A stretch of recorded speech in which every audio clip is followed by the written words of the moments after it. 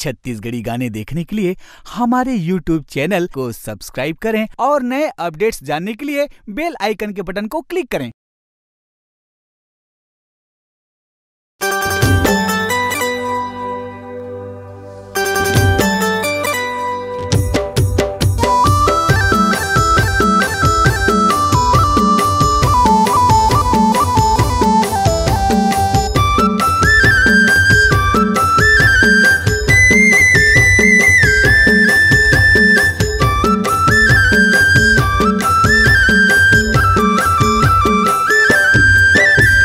दुनिया मा गड़ाए बाबा जोड़ा जते खाम ए गुरु घासी बाबा तोर निशानी बने गे।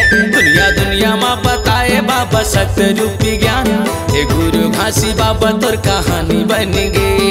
दुनिया मा गड़ाए बाबा जोड़ा जते खाम ये गुरु घासी बाबा तोर निशानी बने गे। दुनिया ला बताए बाबा सत्य रूपी ज्ञान ये गुरु घासी बाबा तोर कहानी बने गे। ये सत्य नामी राजा तोर ए गुरु घासी बाबा तोर निशानी बन गे। ये सत्यनामी राजा तोर कहानी बन गे। ये गुरु घासी बाबा तोर निशानी बन गे।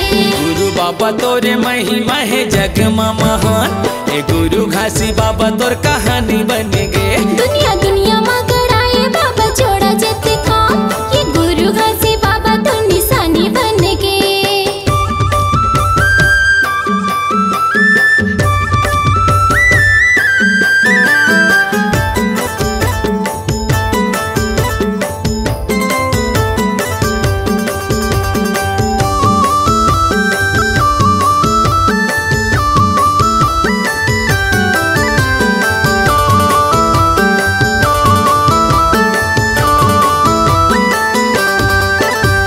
सत्य खोजी नाम धरा के ये दुनिया माया कीरतपुरी गाँव माया के सत के अलग जगाए। कीरतपुरी गाँव माया के सत के अलग जगाए। जगह जगह में रौटी ताने संतो सब सकलाए। मानवता के पाठ सबो संतोला पढ़ाए। मानवता के पाठ सबो संतोला पढ़ाए। मानव लाते समझे बाबा एक समान। गुरु घासीदास बाबा तोर कहानी बन गे। मानव लाते समझे बाबा एक समान ए गुरु घासी बाबा तोर कहानी बन गे। दुनिया मा गड़ाए बाबा जोड़ा जते खाम ये गुरु घासी बाबा तोर निशानी बन गे।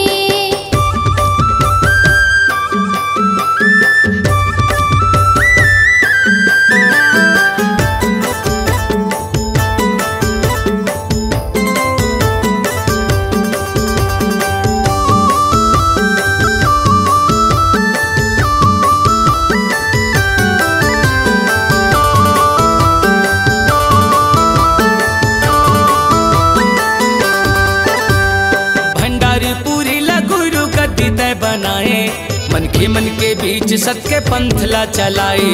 मन के बीच सत के पंथला चलाए। सतनाम संदेश देसे दुनिया माँ बगिराए। अंधियारी मीटा के सत के ज्योतला जलाए। अंधियारी मीटा के सत के ज्योतला जलाए। तै तो तने लता पाके गुरु पाए सत्य ज्ञान ए गुरु घासी बाबा तोरे कहानी बन गे। दुनिया मा गड़ाए बाबा जोड़ा जते खाम ए गुरु घासी बाबा तोर निशानी बन गे। दुनिया मा गड़ाए बाबा जोड़ा जते खाम ये गुरु घासी बाबा तोर निशानी बन गे। ये सत्यनामी राजा तोर निशानी बन गे। ए गुरु घासी बाबा तोर कहानी बन गे। ये सत्यनामी राजा तोर कहानी बन गे। ये गुरु घासी बाबा तोर निशानी बन गे। गुरु बाबा तोरे महिमा है जग मा महान ए गुरु घासी बाबा तोर कहानी बन गे। दुनिया मा गड़ाए बाबा जोड़ा जते खाम ये गुरु घासी बाबा तोर निशानी बन गे। सत्यनामी राजा तोर निशानी बन गे।